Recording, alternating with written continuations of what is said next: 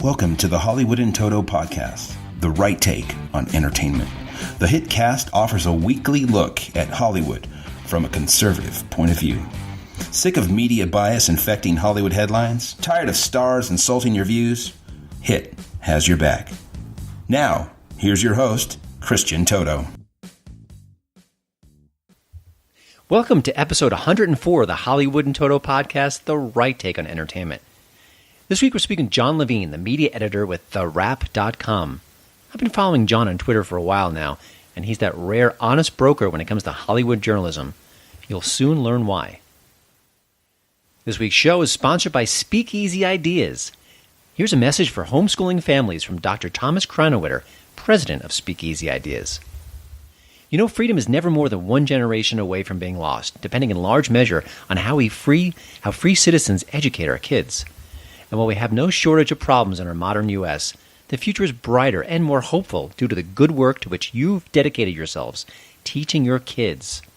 Speakeasy Ideas wants to be your partner for homeschool civic education. That's why we introduce a new online civics course, complete with curriculum, entitled The Political Science of the American Founding. This course will help your student become prepared for the rights and duties of being a citizen by learning the political science behind the great American experiment in constitutional self-government. The Political Science of the American Founding is the result of my scholarly research and writing, combined with years of experience teaching American government at Claremont McKenna College, Hillsdale College, and George Mason University. The materials included in the course have been selected, arranged, and packaged to supplement all kinds of curricula. You can easily modify these materials to be used for many learning levels, ranging from young students to high schoolers. To learn more about the new online civics class for homeschoolers, I invite you to go speakeasyideas.com/homeschool. That's speakeasyideas.com/homeschool. And congratulations to you and your homeschooling children. And thanks again for your good work and your interest in a sound civic education. This week delivered another news story that speaks volumes about Hollywood coverage and why you can't always trust those headlines. Empire co-star Jussie Smollett said he was attacked in Chicago recently, an incident that smacks of racism and homophobia. Jussie is black and gay, and his two attackers allegedly assaulted him and screamed racist, homophobic insults while doing so. They allegedly tied a noose-like rope around his neck. Oh, and they could have thrown some bleach or some sort of acid-like substance on him. And all the while, they said that they were MAGA-loving Trump fans. This is MAGA country. That's according to what Jussie told the police.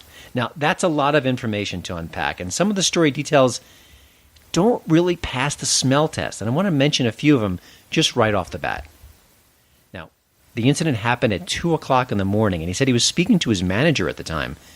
Who talks to your manager at 2 o'clock in the morning? And why did his manager not immediately call the police? Because the manager said that he heard the entire incident happening while they were having that conversation. Did he do that? We don't know. Now, the two people who attacked him, what are they doing at 2 o'clock in the morning outside in one of the coldest Chicago winters in memory? Seems like an odd thing to do. Also, why did the actor initially refuse to turn over his phone to the police so they could check things out? Also, why did the actor say that the cops should turn off their body cameras when they entered his apartment building? And why was that noose-like rope still on his neck when the cops arrived? I mean, there are more questions here. That's just a few of the ones that jumped to my mind while researching this story. Now, it doesn't mean he made it up. This couldn't have exactly happened as he said it. But there are many key details here that are still blurry and undefined. The investigation continues. Yet the usual suspects, some reporters, some pundits, some Hollywood actors, they've already piled on the situation, saying that it's all Trump's fault, not just the supporters of Donald Trump, but him himself for setting up this atmosphere. Now, all of this comes after maybe a week or so following one of the biggest media gaffes that I can remember, and they've committed quite a few. You know the story, the Covington kids. Well, the news media is at it again, going with their narrative over the facts, asking fewer questions and assuming that the narrative is true. We don't know yet. We may find out very shortly. It may be exactly what he said, or This could be another hoax. We've seen more than a few of them in recent weeks. It's just what's going on in the culture these days. So you have to approach this with some skepticism and keep digging for the truth until you find it. Of course, media outlets don't learn, and Hollywood outlets are not any different. They keep repeating the mantra. They keep leaving out key facts about this case because they really, really want it to be true, just to attack the president and his supporters. Well, stay tuned to what's going on now. The truth may not be what you think. You're listening to my daddy's podcast. Hey, still ate sandwiches with the crust cut off. Now here's the hit tweet of the week.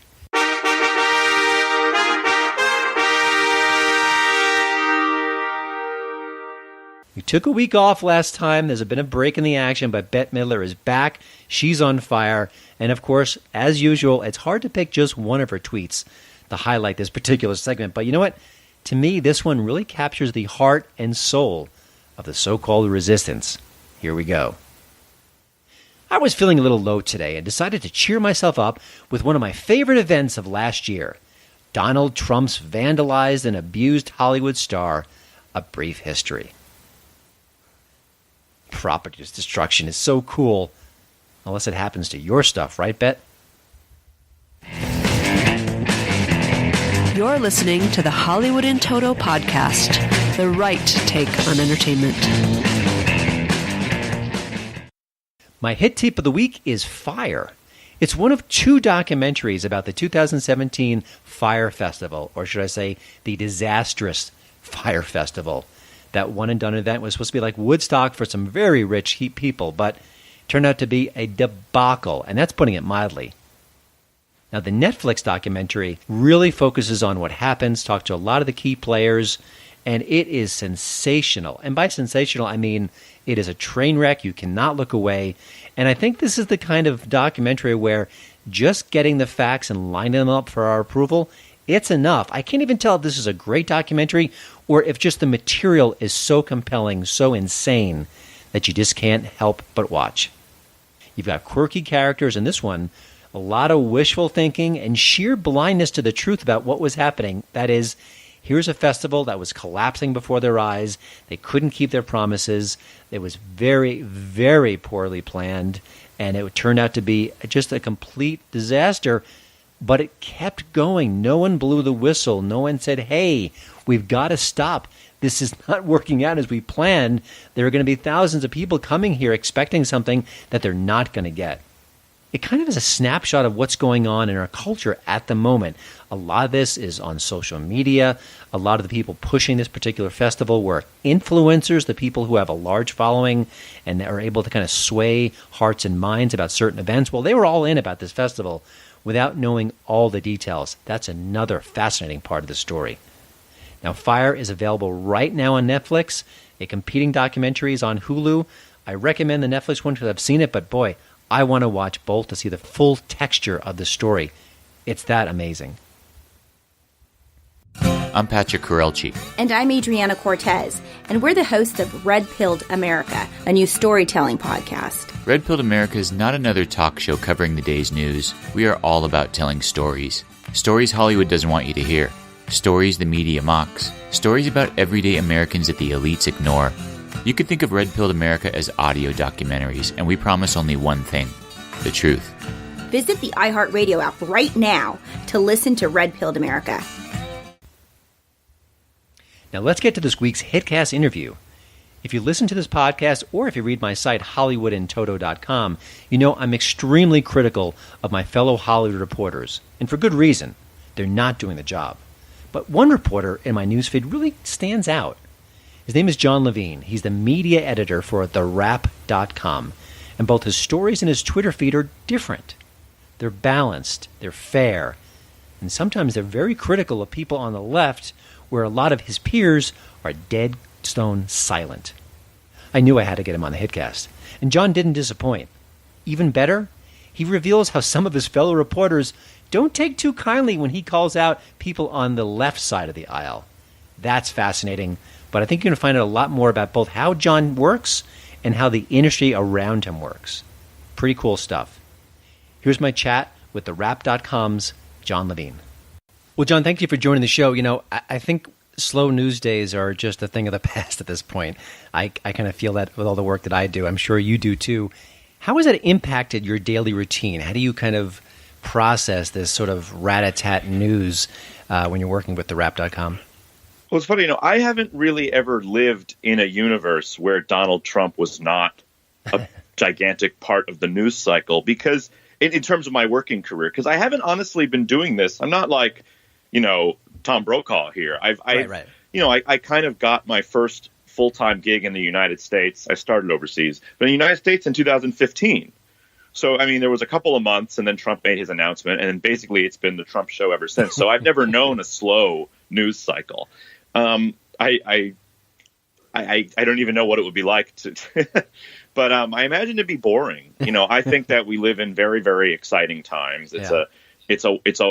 We live in an incredible time for journalism and to write about journalism, and that includes, covering Trump, but also, all the different people around Trump and, the responses to Trump. And, from my case, I cover media and journalists and media organizations.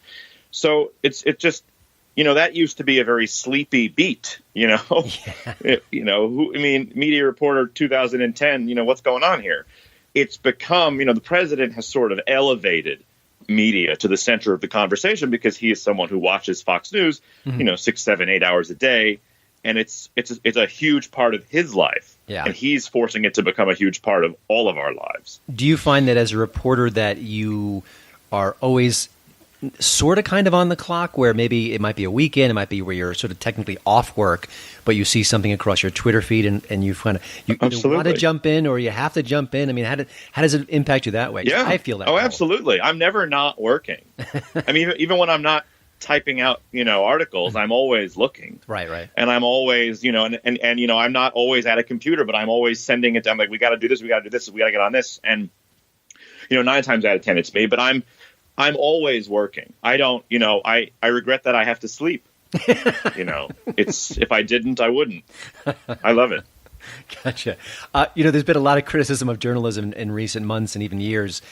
What do you see in the landscape that you're saying, you know what, this is a good thing? This is something that I think is a great part of the 21st century news cycle, as opposed to, we can kind of go on and on about what's gone wrong, but any sort of positive things you see as a fairly young reporter kind of covering the news? I think this is like one of those old sort of hackneyed journalism points, but it's really true. The growth of personal recording devices, whether that, I'm thinking like phone cameras, but really there's a lot of different things in that universe. It's empowered people. It's before all news was filtered from a very top down corporate, you're watching the television, you're reading the newspaper, technology has evolved to a point now with the internet and with cameras and with cell phone video where you can get the story out. And, a lot of times, as we've seen, the gigantic media companies don't always tell the full story.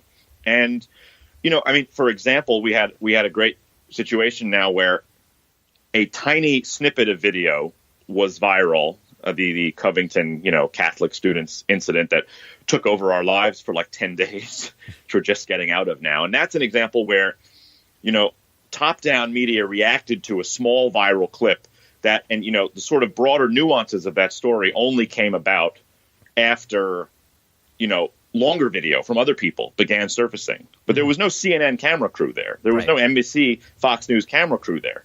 It was a story that, the full record of the story only came out because individual people were filming and got it out. And, that story is one of those things where 10 different people can look at the same footage and see 10 different things. Yeah.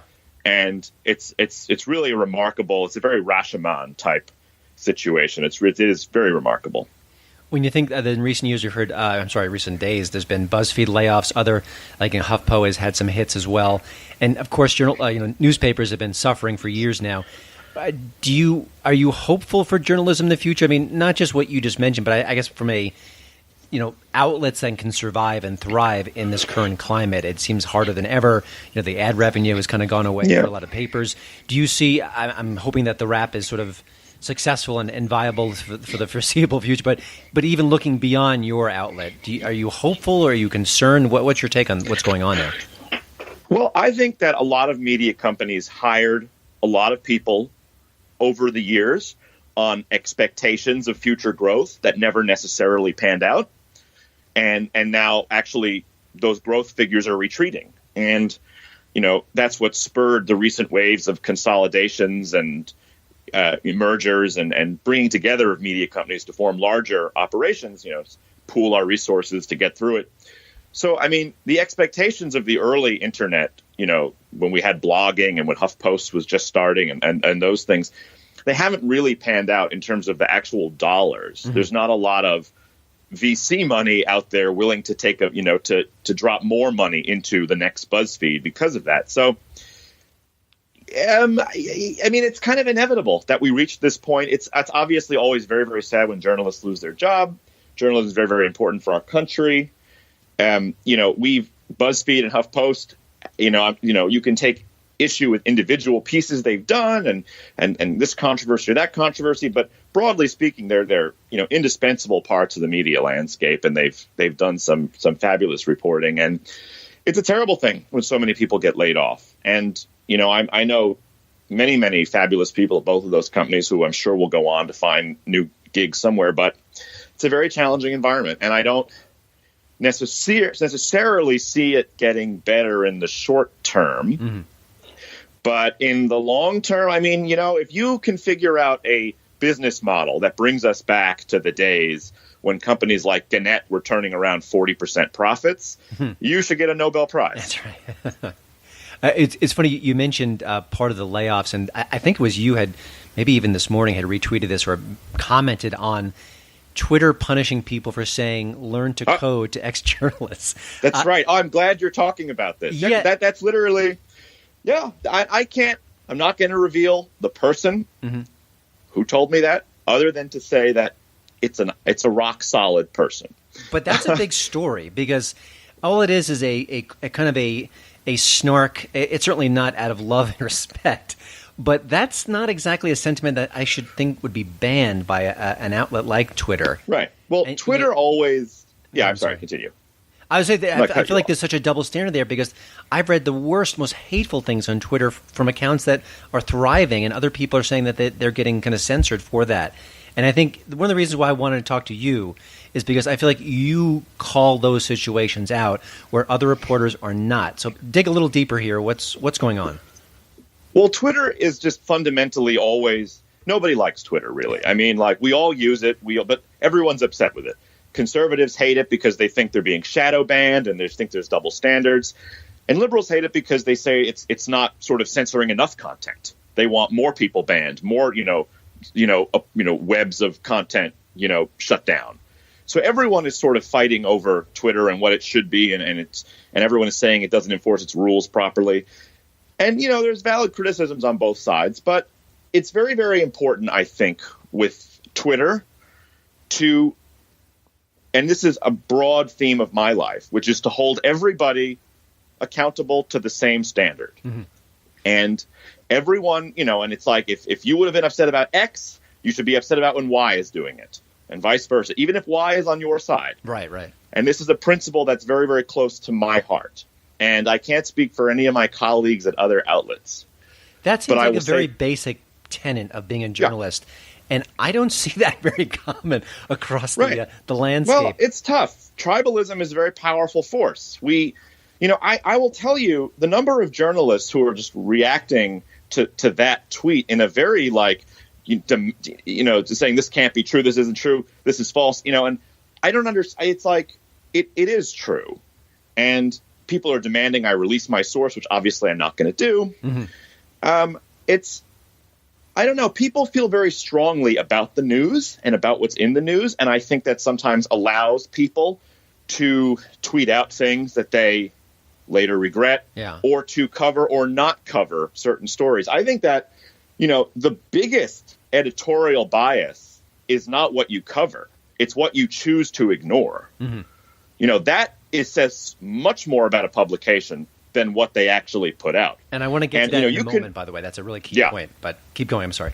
you can read, like let's look at a publication like Breitbart for a minute. You know what Breitbart is about. The stories you'll see on Breitbart today are broadly accurate. You're not going to be able to look at that and say, that's fake news, this is false. It's accurate. It's just what makes Breitbart a right-wing site is that they choose not to cover whole areas of news that would be contrary to the broader narrative that they want to put out. And I say Breitbart because I'm not picking on them. It's just they're the most sort of salient example. All news organizations, or almost all, to some extent, sort of suffer from these institutional biases and, where reporters all kind of are hired who believe a certain way of thinking and put out content that only reinforces that narrative. And you see, you have a belief in your mind of how you believe the world is, and you produce stories only that confirm your pre-existing beliefs and not that would necessarily challenge those beliefs or the beliefs of your audience. Yeah, it's one of the things that I try to do, and I don't think I'm always successful, is if I see a story that seems too good to be true that favors my ideology, I want to pounce. I try not to immediately. I try to double check it or check the source or find out more context, or if it's why isn't other people reporting on it, that kind of thing. But it's true. I want to talk a little bit. There's a recent Atlantic piece on director Bryan Singer, which is pretty devastating. And from what I understand, it was spiked by Esquire and then went on to being published in Atlantic. And it reminded me of the Weinstein case, where there were stories floating around. Some sources didn't run it. Then it was eventually published. What is that saying about the Hollywood press? Or is that even saying there were more demons in the Hollywood closet than we even realize at this point? Well, I think you're never wrong. You'll never lose money betting that there are more demons in the Hollywood closet. Okay. But I don't know, because you have to if you read what the Esquire reporters said in a statement, which I believe Atlantic put out, that they had the story and then executives at Esquire, I guess their parent company is Hearst, killed it. Mm-hmm. And I don't know. I mean, like I reached out to Esquire Hearst multiple times. I never heard anything back. They kind of have just not addressed it, at least to me. But I mean, from the available evidence, it would seem that it was kind of like an NBC Weinstein situation where there have been allegations, which at least to me appear credible, that, there was pressure brought to bear. And, it's with respect to Singer, certain allegations or certain whispers about Singer had been out for a while before this piece. Oh gosh, yeah, many. And it's like that to me is notable too. The length of time that everybody whispered to the time the piece was finally published. There were whispers about Harvey for a very, very long time before the piece was finally published. And I think the reason, if you look at why does it take so long to go from whispers to final product? There's probably, and I don't know this, but there's probably a lot of behind-the-scenes sausage making from publicists and flacks, and I'm sure it'll all come out. There's been subsequent Weinstein reporting detailing his efforts to derail coverage of that story has been fabulous, and it's been thorough, and we've learned a lot more than we knew a year ago. Yeah, no, I'm glad it all came out. It's sort of the behind-the-scenes is almost as fascinating as the horror stories that went on literally in Hollywood. I want to call out one specific headline of a piece you wrote recently.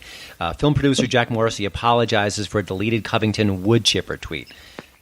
Disney producer, pretty big name behind the scenes. We don't know him. He's not like a Spielberg, but he said something pretty horrible and he apologized. That story was nowhere. It was only on the right of center sites, and you and the Wrap wrote about it. And it reminded me of Ellen Barkin, who recently said that, kind of strongly suggested that Trump should die. And she also said that Louis C.K. should be raped and shot at. And I'm thinking, this goes back to your point. I wanted to kind of revisit it. What outlets don't cover is almost more powerful when they would do, because those are stories to me. I mean, I feel like every other day there's a story about a celebrity saying something silly on Twitter, embarrassing herself or himself on Twitter, and that makes the rounds. But to me, an actress like Ellen Barkin, who's a veteran, saying something that horrible, I think that's news, and I don't see it. And I just because I think you're fair, I want you to talk about it. What's going on there? I can't explain the editorial processes of other companies. I can only say for myself, when I see someone say that a bunch of 15-year-old kids should be put into a wood chipper because you took exception to their behavior, which was not, you'd say it was bad. It was not criminal. It was, and it's one of those things where that's obviously a red flag for me when it's a major Hollywood producer and or a major public figure. I don't know why that wouldn't be a red flag to other people, but it's sad. And I mean, in terms of the Hollywood trades, maybe there's an access issue. I don't know. But I'm not an access guy. Mm-hmm. I think that's a big part of me, at least, is I don't worry about cocktail parties. I don't worry about events. I'm not, this is not something I care about. Right. I'm like I go to them. It's funny. I don't actually lose access, even though I'm a very mean person to everybody. I've never actually been punished from an access point of view, but I think that a lot of people do sometimes worry about relationships and access. And it's an unfortunate part of the industry. And you see it at the very highest levels of journalism with things like the White House Correspondents' Dinner, where you're supposed to be covering these people and being, the press, the hard-hitting press. And then meanwhile, you're yucking it up and drinking cocktails. And it was very evident during the Obama years that access journalism blunted the capacity of good reporting. Mm-hmm. I want to follow up on this. I follow a lot of entertainment reporters on Twitter, and from what I could see, they're all left of center. It's pretty obvious, and I think the ones that aren't are from like the Washington Free Beacon, which is obviously a right of center site. And I have no problem with people like if Mother Jones has an entertainment reporter and he or she is, left of center. That's what they're there for. But we talk a lot about diversity, and Hollywood, I think, is doing a better job of late of getting more voices on the screen and getting more representation. But I got to say, when it comes to Hollywood coverage, I don't know if there's a single right-of-center reporter kind of working the beat. I mean, do we need that? I mean, I'm not one for quotas by any stretch, but I think they're missing out on stories. There's one fellow, Paul Bond, the Hollywood Reporter, who has sort of seems to have his finger on the pulse of right-of-center stories. But beyond that, I don't know if I can mention anyone. And again, this is why I'm talking to specifically you, because I think you've been very fair in your coverage, but I don't see it elsewhere. Well, I think broadly in newsrooms, we hear a lot about diversity, and diversity is very, very important, and we need more diversity in newsrooms. But the one element of diversity that you never ever hear about is ideological diversity. People of a full range of opinions on beliefs, on, things. And that is the diversity that never gets talked about. But I would push back against the need for more center-right reporters per se. I don't want to live in a world where we have center-right and center. I mean, I just want to live in a world where you just call it what you see it. And I always say I try to be mean to everybody because if I was only mean to some people, I would have no credibility. So I treat the lefties like Fox News and I treat the right-wing types like MSNBC, and it's worked for me. Mm-hmm. And I will say that there are, it's when feathers are ruffled, I will say that there's a large class of people online and entertainment and Hollywood and wherever I go that are not used to a certain level of aggression from the press. And that's where I get the most pushback because, there's a lot of people who have developed relationships or are on the right side that don't get a lot of scrutiny usually. Mm-hmm. And so, after the Covington stuff, it was like coming in after a huge rainstorm and all this garbage was swept up on the beach. And I was just picking it up like, oh, this one said they should die. This one said they should be doxxed. This one wants them put into a wood chipper. And no other media people were really covering all of the gross excesses of this thing. You had a CNN guy say that they should be punched in the face. CNN still not responded to that. And they're just going to just sort of put it down the memory hole and never speak of it again. But I felt like we were just overflowing with news items about overreach from reporters and media and journalists, and there just wasn't a lot of people on my beat looking into it. Mm-hmm. Do you does the Wrap? I imagine that they embrace the kind of work you do, and that they don't mind the fact that you're kind of hitting both sides. What kind of maybe this is too personal and inside baseball, but they've been supportive of your approach to journalism. And the Wrap is extremely supportive of my work. Great. And I love working there. And they recognize that there are these sort of lapses and holes in the media landscape, and they've been very, very supportive of my going after everyone approach, and I couldn't speak more highly of them. Gotcha. But you kind of mentioned that before that some of your fellow people on Twitter, is it reporters who kind of give you a little heat when you kind of dig into the places you dig, or is it just sort of general? It's amazing how many reporters forget that they're reporters when news comes out that they don't like. Uh-huh. So you mentioned the tweet I just put out. I have people from The Atlantic. I have people from NBC being like, this is false. This is fake news. Who's your source? Reveal your source right now. And I want to be like, guys, this is not how that works. I mean, what?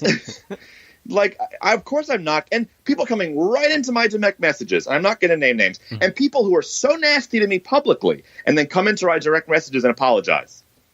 Wow. And say, oh, I got a little overheated. You're right. Uh-huh. Meanwhile, they trash me publicly. But that's fine. We don't need to name any names, but it happens regularly. Listen, in this day and age, someone who actually apologizes is a plus, so we can build it. Right, well, that's a whole other, the weaponization of apologies is a whole other can of worms. Yeah.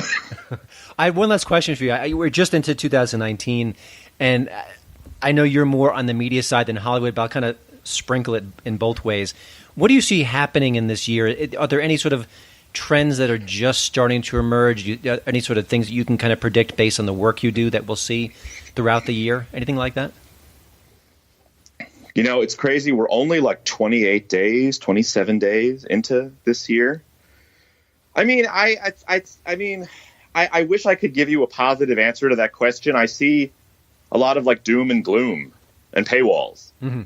I see more and more content going behind paywalls, subscription only. I see more and more websites shutting down. I see more and more websites coming under the control of single owners, whether it be Penske or Brian Goldberg here in New York.